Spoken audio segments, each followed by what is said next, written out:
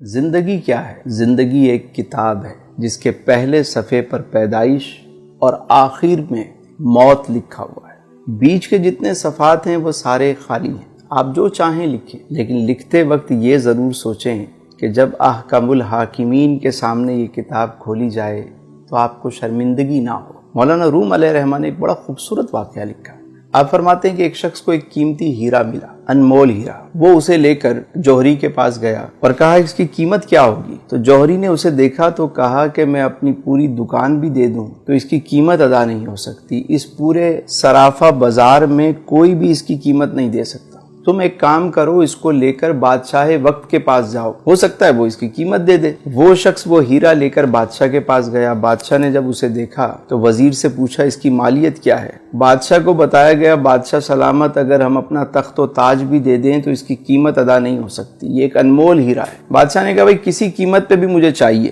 وزیر نے کہا یہ کام مجھ پہ چھوڑ دیں، اور اس شخص سے کہا کہ ایک کام کرو کہ تم یہ ہیرا ہمیں دے دو، صبح تم آ جانا سورج نکلنے سے پہلے، سورج نکلنے سے لے کر غروب آفتاب تک محل کے سارے دروازے تمہارے لیے کھول دیے جائیں گے، تم جس دروازے سے چاہو داخل ہو جاؤ، جو کچھ اس محل سے لے جانا چاہو لے جاؤ، تمہیں کوئی روکنے ٹوکنے والا نہیں ہوگا۔ وہ شخص گیا گھر، ساری رات اسے نیند نہیں آئی۔ صبح سورج نکلنے سے پہلے وہ محل میں داخل ہو گیا، دیکھا سارے دروازے کھلے ہوئے، وہ آرام سے داخل ہو گیا، کسی نے اسے روکا نہیں۔ پہلے ہال میں جب وہ گیا تو اس نے کیا دیکھا کہ بہت سارے شاہی لباس وہاں پر ٹنگے ہوئے ہیں، طرح طرح کے لباس ہیں۔ اس نے سوچا کہ ابھی تو صبح کا وقت ہے، میں نے تو ایسے کپڑے کبھی نہیں دیکھے، چلو پہلے اسے ذرا زیب تن کرتے ہیں۔ اس نے ایک لباس پہنا، اسے شیشے میں دیکھا، دوسرا پہنا، اسے اتارا، تیسرا پہنا، اسے اتارا۔ کافی وقت کے بعد اسے ایک لباس پسند آ گیا۔ جب وہ پہن کر اپنے آپ کو دیکھتا ہے، کہتا ہے میں تو شہزادہ لگ رہا ہوں، میں تو بادشاہ لگ رہا ہوں۔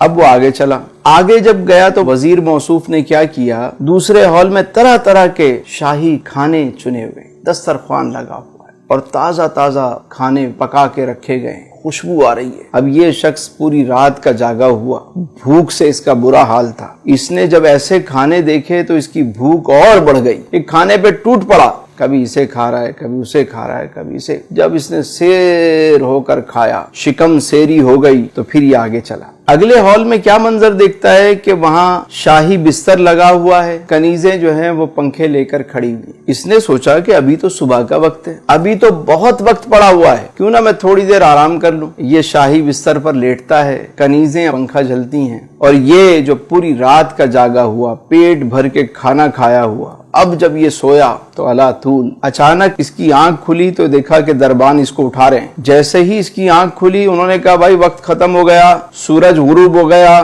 چلو اب یہاں سے بھاگو۔ یہ شخص فوراً اٹھ کر سامان اٹھانے لگ گیا، کبھی یہ اٹھا رہا ہے، کبھی وہ اٹھا رہا ہے۔ انہوں نے کہا خبردار، تم یہاں سے اب تنکا بھی نہیں لے کر جا سکتے۔ اس نے کہا میں نے تو کچھ بھی نہیں لیا ابھی تک۔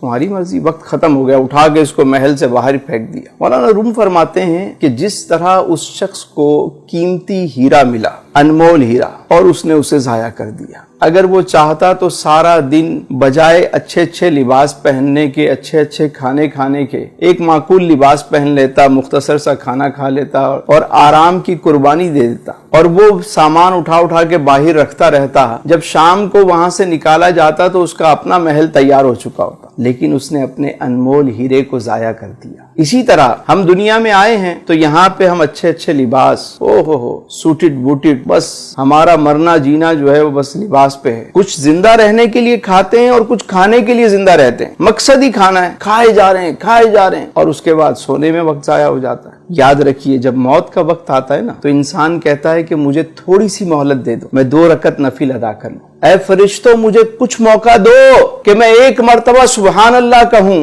1 مرتبہ الحمدللہ کہہ لوں، ارے 1 مرتبہ اللہ اکبر کہہ لوں، تھوڑا سا تو موقع دو، میں کچھ صدقہ و خیرات کر دوں۔ فرشتے کہتے ہیں تجھے جو وقت ملنا تھا سو مل گیا، ٹائم از اوور، اب چلو۔ تو عقل مند وہ ہے کہ جسے جتنا دنیا میں رہنا ہے اتنا دنیا کی تیاری کرے، اور جتنا عرصہ قبر و آخرت میں رہنا ہے اتنی اس کی تیاری کرے۔